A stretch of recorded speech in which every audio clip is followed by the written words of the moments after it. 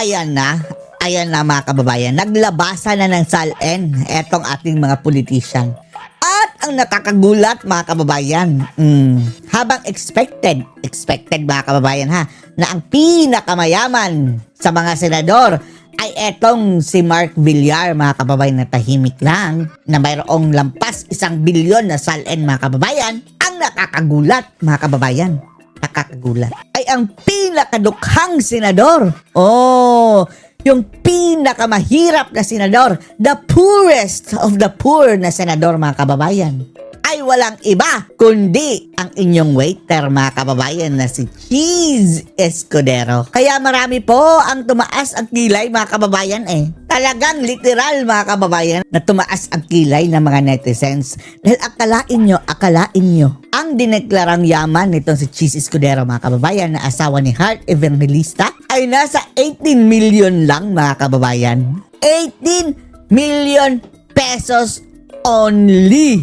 Kasama na dyan mga kababayan ang kanyang bahay, pera, mga kotse. Akala ba natin mga kababayan, sinasabing hasyendero itong si Cheese Escudero? Di ba ang laging bintang ng mga netizens mga kababayan na itong si Cheese Escudero ay parang, ang sabi nila ha, nababasa lang natin sa komento, at malamang nabasa nyo na rin ito, na pinangasawa lang daw ni Heart Evangelista yan mga kababayan dahil sa pera. Yan ang sabi nila ha. Hindi tayo naniniwala dyan. Labas tayo dyan. Pero yan ang lagi natin nababasa mga kababayan dahil hasyendero daw si Cheese Escudero na di umano pantustos mga kababayan sa karangyaan daw ni Heart Evangelista. Pero ngayon mga kababayan, parang 18 million lang ang kanyang dineklarang yaman. So paano niya matustusan si Heart Evangelista niyan mga kababayan? Ang sabi nga ng mga netizens na mas mayaman pa nga ang daliri daw ni Heart Evangelista kaysa kay Cheese Escudero. Sabi ito ang malayang balita.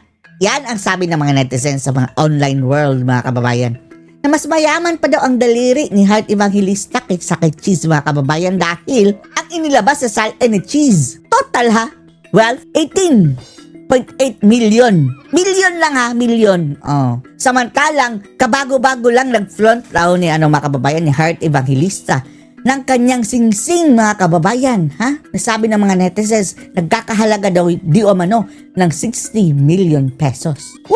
Tapos mayroon pa siyang mga, di ba? Pati aso niya mga kababayan binilhan ng diamante na necklace. Nagkakahalaga din ng milyon mga kababayan. Mga bags, accessories at iba't iba pang mga kagamitan na milyones ang halaga mga kababayan. Ang tanong ng marami, hindi ba sila conjugal property? Di ba mag-asawa mga kababayan? Consider na yan conjugal? So paano na yun, Cheese? Sinama mo ba sa pagdeklara ang yaman ng iyong asawa? Ewan lang natin mga kababayan, ewan lang natin. Baka mayroong dyan mga kababayan. Kasama ba yan sa prenuptial agreement? Pero yung prenuptial mga kababayan is yung yaman mo lang bago ka kinasal. Pero yung yaman nyo na na-acquire nyo habang kasal kayo, considered conjugal. Pero marami talaga at tumaas ang kilay mga kababayan at hindi makapaniwala na 18 million lang talaga ang kabuoang yaman ng hasyenderong si Cheese Escudero. Magkano ba ang bahay daw niya mga kababayan? Titira ba daw si Heart Evangelista sa bahay na hindi bongga? Ewan lang natin, pero panoorin po natin ang ulat mga kababayan ha. Sa nagpapatuloy na serye ng Labasan ng Yaman. Labasan ng Yaman. Sa 24 na senador ang nagsapubliko ng kanilang mga SALN. Sa pinakahuling datos, si Cheese Escudero ang maituturing na poorest senator. Poorest! Pinakalukha! Pinakahampas lupa! Hampas lupa talaga. Hindi. Pinakamaliit na dineklara ang yaman. Declared wealth yan mga kababayan ha. Pero, hindi po ibig sabihin mga kababayan na yan na talaga. Dahil, alam naman natin mga kababayan, mayroong mga loopholes yan. Di ba sinabi na yan ni dating senador na Miriam Defensor Santiago, na alam ko yan, ng loophole ninyo. Ginagawa daw mga kababayan sa pagdedeklara ng SALN. Bago daw idedeklara yung SALN mga kababayan, wini-withdraw ang pera. Dahil yung balance nando sa bangko ang ipapakita mga kababayan Bago magtapos ang taon, i-withdraw nila. And then, January, ibabalik na ng pagdeposito. Yan ang sabi ni mga kababayan ni dating senador Miriam Defensor Santiago. At ang yung iba mga kababayan, hindi nilalagay sa kanilang pangalan. Andun sa kanilang malayong kamag-anak, kaibigan, at minsan, cash. Nasa bahay lang mga kababayan ng pera. Habang si Mark Villar naman ang pinakamayaman. Alamin ang kani-kanila Tahimik lang si Mark Villar, pinakamayaman. sa ganda report ni Hannah T. Anate! Tila si dating Senate President Cheese Escudero Oh! ang Taka-taka mga kababayan, no? Di ba, hasyendero? Yung mga nagbibintang pa nga mga kababayan kay ano? sa intensyon doon ni Heart Evangelista sa pagpapakasal kay Cheese is para mag-sustain mga kababayan sa kanyang mga luho. Oh, paano na ito ngayon? Paano masustain ang 18 million? Isang pintas lang yan ng aso ni Heart. So, para baliktad pa ngayon mga kababayan. Si Heart Evangelista ang nag-sustain kay Cheese. Ang swerte mo naman, Cheese. Kaganda pa ni Heart mga kababayan. Pero ewan lang natin mga kababayan. Ganyan ba kayaman si Heart? Ang kanyang pamilya?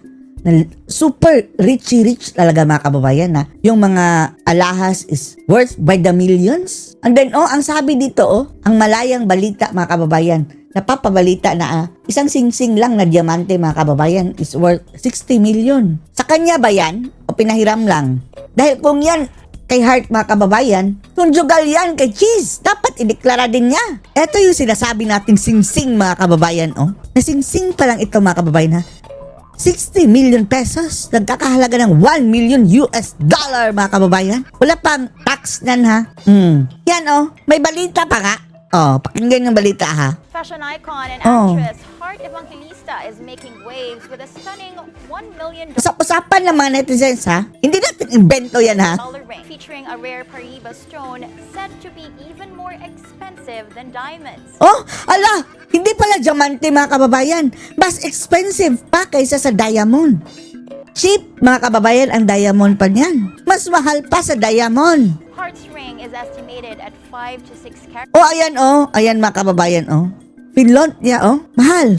Kaya nga ang sabi ng mga netizens mga kababayan, daliri ni Heart, mas mahal pa, mas mayaman pa kaysa kay Cheese Escudero. Ang salin ni Cheese mga kababayan, 18 million lang, tapos ito 60 million. Sa kanya ba yan? Wala natin, baka pinahiram lang din mga kababayan. Pero hindi naman siguro cheap si Heart mga kababayan nang manghihiram lang para i-flaunt. Dahil palagi niyang sinasabi mga kababayan na marangya, well off. Siguro nanalo ito sa loto si Heart mga kababayan na hindi natin alam na mayroon na siya pambili ng ganyan. Gayon pa man mga kababayan. Di ba dapat conjugal sila? Kung ang kay Heart, kay Cheese din dapat dineklara ni Heart mga kababayan ni Cheese sa kanyang salin nito. 5 to 6 carats, pushing its value Oh? over $1 million if Over $1 million, 60 million pesos. Pero tayo, ay, Diyos ko Lord, kahit 1 million mga kababayan, wala rin tayong 1 million. Hindi tayo bibili. Ganyan. Pwede natin bilhin yan 1,000. Pero, aanin natin mga kababayan, hindi bagay sa atin. Pero, bakit? Kung bibili ka ng ganyan kamahal mga kababayan, meaning sobra-sobra na inyong pera. Hindi ba nagagalit si Cheese niyan? Na, huy, ako nga 18 million lang ang pera ko, tapos ikaw, bibili ka ng 60 million na sing-sing lang. sourced from Brazil. A content creator Galing pa has broke Brazil. down why this tourmaline found in Brazil and Mozambique commands such a high price. High price. The jewelry moment comes amid rising discussions Grabe, about no? nepo babies and nepo wife who are Hindi yan nepo. Duka 18 million lang ang pera ni mga kababayan. Hindi afford. Talaga Cheese ha. Hindi naman kita minamaliit ha. Pero based on your salin, hindi mo afford ang $1 million na sing-sing. Hindi mo afford. Malamang afford ni Heart mga kababayan. Siguro hindi natin baka mayaman talaga si Heart. Pero bakit yung mga netizen, mali pala kayo. Ang sabi, ang utak ng mga netizen, lagi natin mga kababayan, nababasa doon, na kaya pinakasalan daw ni Heart si Cheese dahil para pang-sustain sa kanyang luho. Paano na 18 million lang? Ganyan ba? Baka baliktad. Ang swerte naman ni mga kababayan, Cheese. Kaganda, artista mga kababayan. Tapos, siya pa ang parang naka-jackpot dahil mayaman, 1 million pesos. Hindi pesos, dollars. 60 million pesos sa sing-sing pa lang. One of many ito ha, one of many. fueling controversy involving billion peso ghost flood Ko control. Lord. Yan lang yun mga kababayan. Kaya marami ang tumaas ang kilay dahil kadikit lang mga karangyaan ito mga kababayan at maliit ang kanyang salin. Mayroong kadikit na issue na bilyones ang nakamal. Pero yan ha, hindi pa yan napatunayan. hindi rin natin ginajudge si Hart tsaka si Cheese, kung sino man, kung ano ang lalabas sa korte mga kababayan, kung pagkakasuhan man dyan, sila nang bahala. Sila nang managot. Pero amused lang tayo dito. Nabasa lang din natin ang sabi ng ating kaibigan, ang malayang balita na yung daw, daliri ni Hart mas mahal pa daw kay kay Cheese Escudero. Yan na. Pinakamahirap na sitting senator. No, pero anyway, pinakamahirap siya mga kababayan. Pero parang mahirap paniwalaan mga kababayan na 18 million lang talaga ang pera mo, Cheese. Hindi pala SALN. Siya kasi ang may pinakamababang dineklarang net worth sa SALN na nasa 18.8 million sa taong 2024. Mas mababa ito ng bahagya sa dineklarang net worth ni Senator Risa Hontiveros na Yumaman na nagkaunti mga kababayan si Hontiveros. Ang daming insertion ewan lang natin kung mayroon bang mga kababayan. Hindi rin natin masisigurado. Kung mayroon bang mga kickback ito, ewan lang natin. Pero ang sabi nga mga kababayan, hindi daw mga bobo ang mga taong ito na ilalagay nila ang kanilang nakaw na yaman. Hindi natin sinasabing siya yung mga politician, hindi daw mga bobo yan na ilalagay nila ang kanilang nakaw na yaman sa kanilang bangko. Ano sila, hilo? Matitrace sila. Kung hindi cash mga kababayan, ilalagay nila yan sa ibang paraan. Yung ilan, bumibili ng ginto mga kababayan. At yan na ang kanilang iniimbak. Yung iba cash talaga. Yung iba alahas. 18.99 million. Kung ikukumpara sa 2018 SALN, mula 10.58 million umakyat 2018, 10 million lang. ng 8 milyon ang net worth ni Escudero. Anong bahay mo, Cheese? Yung ganyang, although malaki na yan sa atin mga kababayan pero 18 million. Ang gastos nila mga kababayan sa eleksyon, alam nyo ba? Daan-daang milyon mga kababayan. How come? How come? 18 million lang ang pera nila. Tapos mga kababayan, ang value ng bahay house and lot. Imposible man ang nagrenta ang mga tao ito. Hindi lang si Cheese mga kababayan dahil maraming mga senador ang ganyang level ang pera mga kababayan, kagaya ng Hontiveros. Magkano ba ang bahay ninyo? Di ba ang mamahal na ng mga bahay ngayon mga kababayan? Yung 18 million na bahay, 2-story lang yan na 150 square meters sa city mga kababayan. Wala siyang liabilities sa kanyang recent SALN kumpara Walang utang sa 5 milyong naitala noong 2018. 5 ang real properties ni Escudero. At Ano mga real property? Current fair value. 4 na residential, 1 agricultural. Na nagkakahalaga lang ng mga kababayan? 400,000, 13,000. May 13,000 pa ba na lupa? 300,000, 200,000. Yan lang ang value ng mga lupa ninyo. Bili namin. Mahirap nga mga kababayan. Property ni Cheese Escudero 1 agricultural na lupa mga kababayan worth 13,000 pesos. Lord. Tapos house and lot niya. House and lot niya pala mga kababayan andito. 400,000 pesos. Bilhin ko ng 500,000 cheese. Kikita ka pa ng May kita ka pa. Ang value ng bahay ni Cheese Escudero. Ay nako, untik ko pa. Ay, ang value ng bahay ni Cheese Escudero mga kababayan tingnan nyo house and lot. 1 sa 6 na bahay residential. And then, eto mga kababayan assessed value. Ang assessed value mga kababayan 166,000. Tapos pero ang market value kung ibebenta 486,000 pesos. Bahay, titira si Hart dyan. Bakit under ito mga kababayan? Underestimated. Kaya pala 18 million lang. Pero magkano ang kanyang pera? Pinasa lahat umano sa kanya noong 2013. Pagdating sa kanyang 18.8 million worth of personal properties. Properties. Ang cash lang ni Cheese Escudero mga kababayan is 11 million lang. So, yung nag-iisip mga kababayan na ginagatasan siya ni Hart is wala. Isang alahas lang yan ni Hart kung ganun. Ang kanyang sa bangko mga kababayan 11 million. For a senator 11 million is parang maliit masyado mga kababayan. Lalong-lalo na alam naman natin kung paano sila gumasto sa eleksyon, di ba? Although mayroon silang mga mga kababayan, mga sponsors.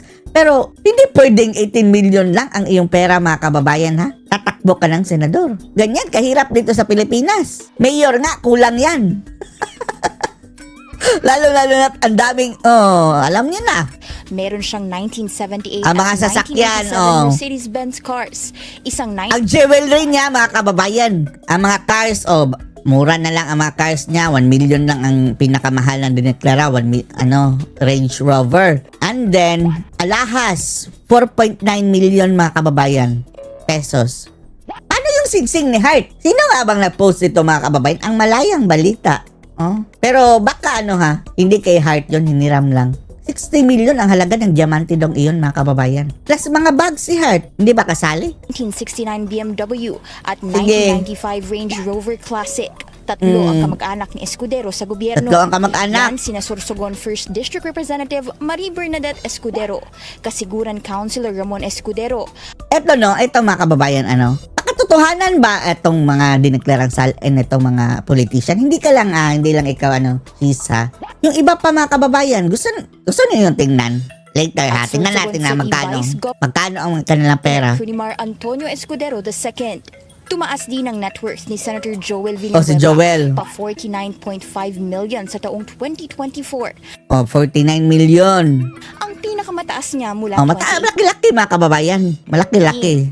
26.9 million lang ang naitala niya noon at noticeable ang 26. pag-akyat ng kanyang net worth mula 2019 paunti-unti. at 2020. Sa recent SALN ni Villanueva, lagpas 15 ang real properties nito na majority ay purchased. Halos 46.3 million yan in purchase. total.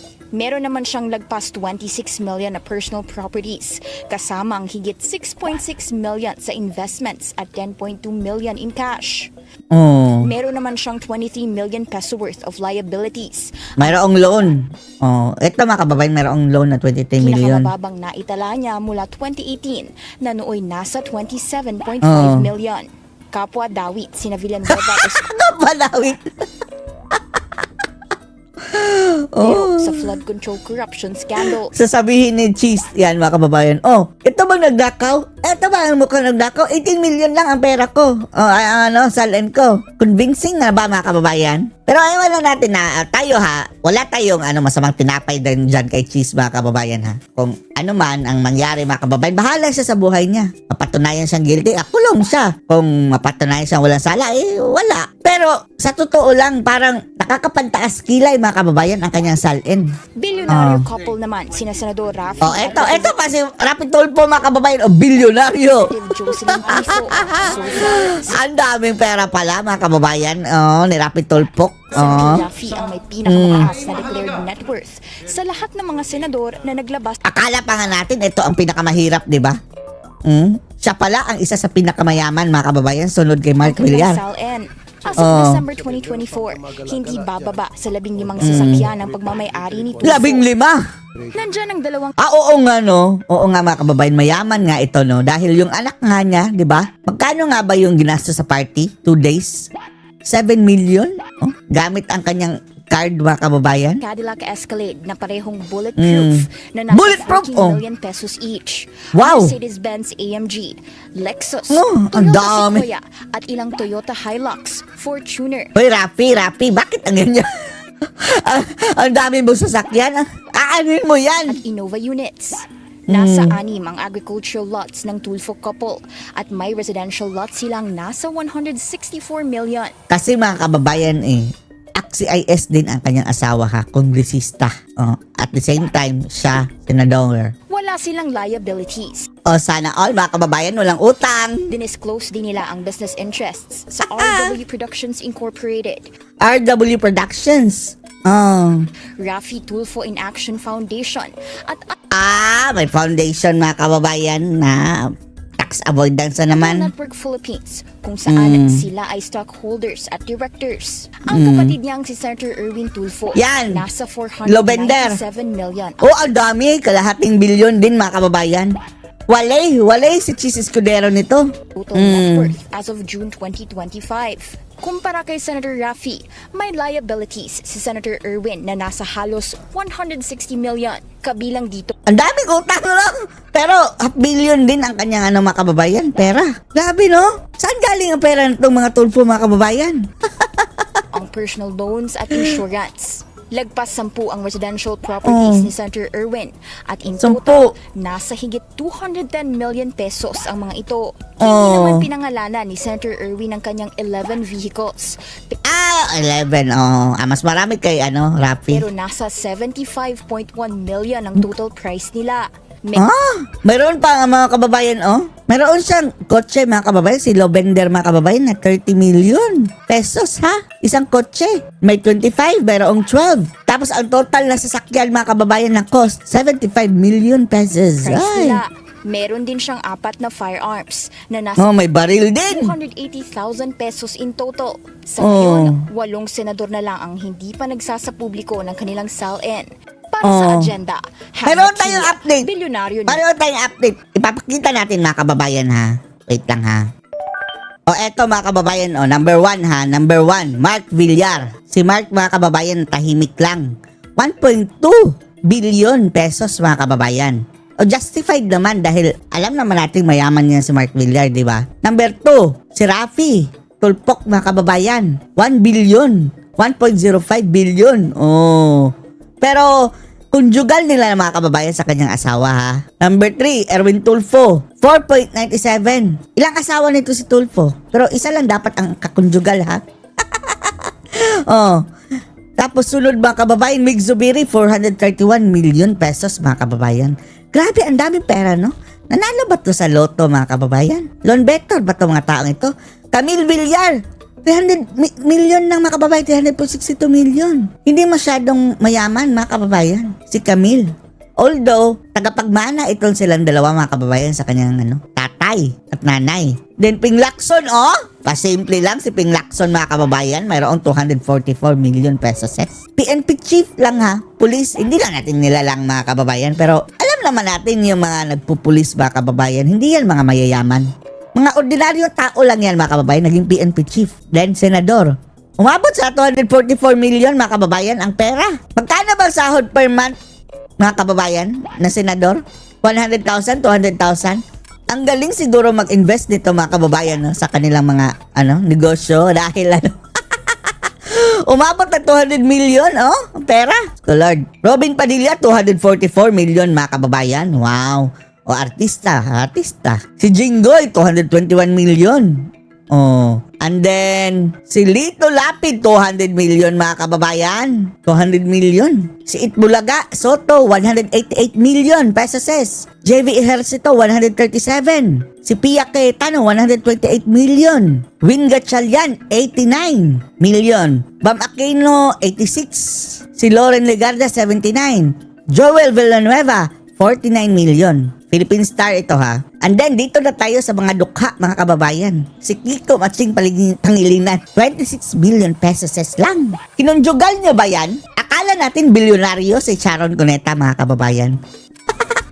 Ano bang rules dito sa SALN, mga kababayan? Hindi conjugal? Bakit sina Rafi Tulfo conjugal? Pero dapat conjugal, di ba? Dahil unfair naman kung hindi mo isasali ang iyong asawa. Asawa mo yan Malay mo lang, yung pera mong dito, akala mo kung 26 billion lang, mga kababayan. And then, yung mga kaduda-duda, ilipat ko na lang kay Sharon o ganyan. Para hindi magbukang malaki ang aking SALN. Sinali ba talaga kay Sharon Cuneta yan? O hiwalay na kayo? Diba, hindi pa sila nag-anald, mga kababayan? Imposible naman 26 billion lang yan ay Kiko Matsing Pangilinan. Dapat sana, mga kababayan, isali pati ang kanilang asset ng kanilang asawa, mga kababayan, di ba? Dahil conjugal yan, mga kababayan Pwedeng ilipat niya ang pera doon sa bangko kay anyway, hindi pala isasali. Pwedeng doon itago, di ba? Risa Hontiveros, 18 million. Chis Escudero, pinakamababa, mga kababayan, 18.8. Senator Bongo, 32 million, mga kababayan. Marcoleta, 51 million. Tapos si Alan Peter Cayetano, si Bato at si Amy hindi pa nagsasubmit. Okay lang naman, wala namang cut off ito, mga kababayan. Mahirap kasi magkamali. So follow siguro sa kanila. Pero yan ang kanilang yaman, mga kababayan, ha. Yung iba parang nakakapagtaas kilay, yung iba parang need explanation. Pero isa lang ang malinaw dito, mga kababayan. Kung talagang nagnakaw, ha, baliw lang, mga kababayan, ang magnakaw na balandra mo talaga na ilagay mo dyan na pagdududahan ka. Malamang pwede mong ilagay yung ilan. Pero hindi talaga yung buo, mga kababayan, ninakaw. Dahil matitrace. Matitrace. Channel. Sa kalalabas lang na datos, mayroong mahigit 1.3 billion net worth si Senator Mark Villar Mark. at wala siyang liabilities. Walang Ang utang, kapatid naman niya na si Camille, 300 mayroong billion net lang. worth na 65 365 million pesos. 62. Kinwestiyon din ni dating Ombudsman Samuel Martires kung bakit hindi inilabas mismo ni Senador Joel Villanueva ang pagbaliktad sa kanyang 2016 Oo nga no. Hindi yung trabaho ni Samuel Martires sa i-anunsyo mga kababayan. Dapat si Joel Villanueva ang nag-anunsyo. dismissal order. Nag-flaunt. Oh, kita nyo oh. Absento na ako, di ba? Para sa kanyang PR yan mga kababayan. Sa gitna ito ng mga batikos kay Martires hinggit Bakit si Martires ang naging puntabida dito? sa kanyang Lord. umano'y secret decision laban sa utos ni former Ombudsman Conchita Capio Kunching! Morales na Kunching. patalsikin si Villanueva. Sa On Point ng Billionario News Channel, sinabi ni Martires na hindi niya maalala ang eksaktong rason kung bakit hindi niya nirelease ang kanyang desisyon. Pero malamang daw, hindi niya naisip noon ang kahalagahan nito. Dahil ang dami niyang mga kababayan mga dinesisyonan, tapos lahat talaga isa-isa yun. Ay, media, halik kayo, kagaya ni Boying Rimulya. Anyway, andyan naman yan. Pwede nyo hanapin. I really don't know what made me decide not to have it publicized. But I am so sure that we informed the Senate about this. Joel Villanueva knew also about it. Why he did not have it published, dapat matuwa siya, di ba? Reverse yung kay Carpio Morales. Bakit hindi niya pinablish din? Bakit hindi niya binigay sa reporters? The only instance he was talking about the reversal was in 2022 when he was running for re-election. That was the time he was talking about the reversal of the decision. So nagtataka rin ako, bakit hindi siya Ngayon si Martires ang paiimbestigahan mga kababayan. Grabe. napakadali, bibigyan mo lang sa reporter. Why didn't you, sir?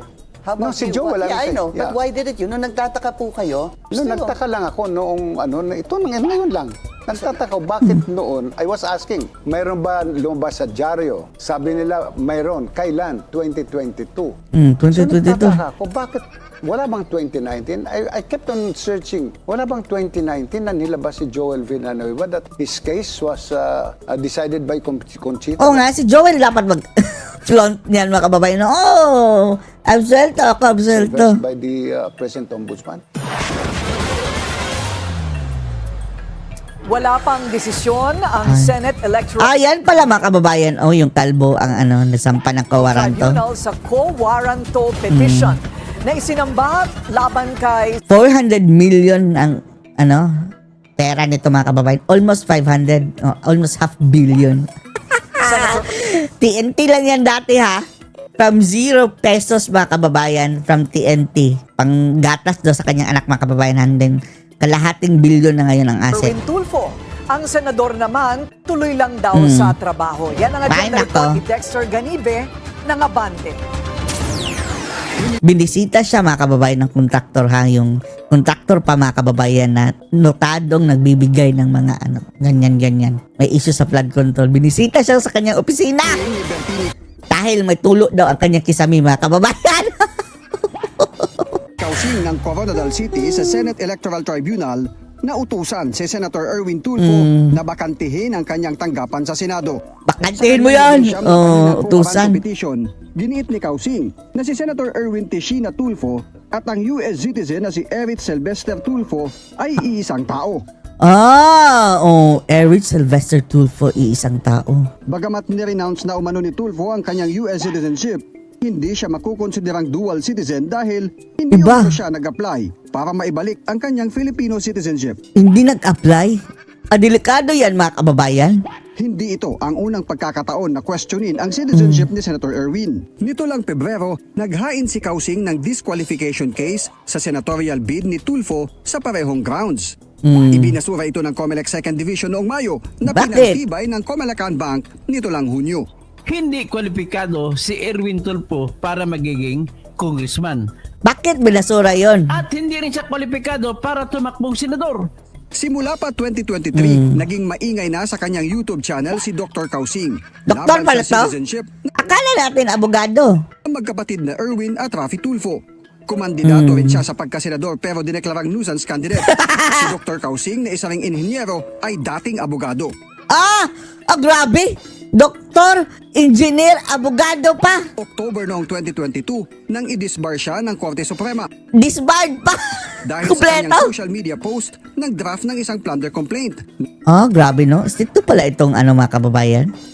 Pagpo-post sa social media ng draft na plunder case. Na-disbar siya. Akala natin mga kababayan, yung iba grabe yung ginawa. Kagaya ng sinadilima mga kababayan na nakiapid doon sa kanyang driver. Kainan pa ng saba. Bakit hindi na-disbar si Dilima? Nauna na siyang pinagsabihan ng SC noong 2021 dahil sa paglabag sa confidentiality ng dinidinig noong kaso sa isang confidentiality. family court. Grabe no? Disbarred talaga dapat. Agad. Kanyang co-warranto petition sa Senado laban kay Senator Erwin na isinampa noong Hulyo ay maaari raw madesisyonan sa loob ng 2 buwan kung summary dismissal. Pero maaring tumagal kung maging full-blown hearing. If there is a requirement for the issuance of summons and the Yan o. Sige. Tama man yung punto mga kababayan Anong pangalan nun? Swansing, Kansing. Na kung iisang tao ba si Eric Sylvester Tulfo mga kababayan at si Erwin Tulfo. Dahil kung iisang, yun din ang gamit ni Erwin mga kababayan. Parang dalawa alias mga kababayan. Anti-alias na ang kanyang nilabag. Mayroon siyang ibang katauhan sa Amerika. Ano yan? Diba? petition will undergo po yung normal processes po, yung proceedings po. Siguro po, Tapos aminado siya na naging US citizen siya at dinenounce na niya. Tapos wala dong record mga kababayan na dinenounce niya as Erwin Tulfo. Anong record pala sa sa pag-denounce as Eric Sylvester? Bakit iba ang pangalan? a year po yung co-warranto. Okay. Basta before, we always target that before the end of the term of the sitting senator, resolve po. Tiniyak naman ni Senador Erwin Tulfo handa siyang harapin ang kaso. Hindi rin anya ito magiging hadlang para gawin ang trabaho na ipinagkatiwala sa kanya matapos Bending dalo? inutyok sa Senado nitong midterm elections. The Lord. Para sa agenda, Dexter Ganibe, Abante! Yan ang napala mo, Erwin. Bumantot ito si Tulfo mga kababayan simula nung nito, kumalas sa mga Duterte. Mangga din manggagamit mga kababayan. Kung nagpatuloy lang ito sa mga kababayan sa kanilang pagkampi sa mga Duterte, malamang mabango pa rin ito mga Tulfo mga kababayan. Pero lumabas din ang totoong kulay Tapos, yung mga performance talaga mga kababayan, inaasahan natin na ipagtatanggol tayo sa mga kurakot sa gobyerno. Ito talagang korupsyon. Bulag, pipi at bingi mga kababayan sa nangyayaring korupsyon ngayon sa gobyerno. At worst, nakisama pa mga kababayan sa number 1 buwaya. Sinasabi nila na si Romualdez mga kababayan, to Lord. At kay Bangag, Bagoong Pilipinas. Nasaan na ang hinangaan ng taong bayan mga kababayan dito sa mga Tulfo na tagapagtanggol ng mga maliliit na tao? Ngayon mga kababayan, bakit wala talaga silang, para sa kanila walang korupsyon na nangyayari sa bansa? Wala kang maririnig mga kababayan na pinuputak nila. Pero kabit-kabit mga kababayan, tapos yung mga, lalo-lalo na mga men in uniform ang involved sa mga kabit, grabe. Halos sirain ang pagkatao ng dahil sa mga kababayan, issue ng kabit. Hay nako. So ano masasabi niyo dito mga kababayan? Post comments below.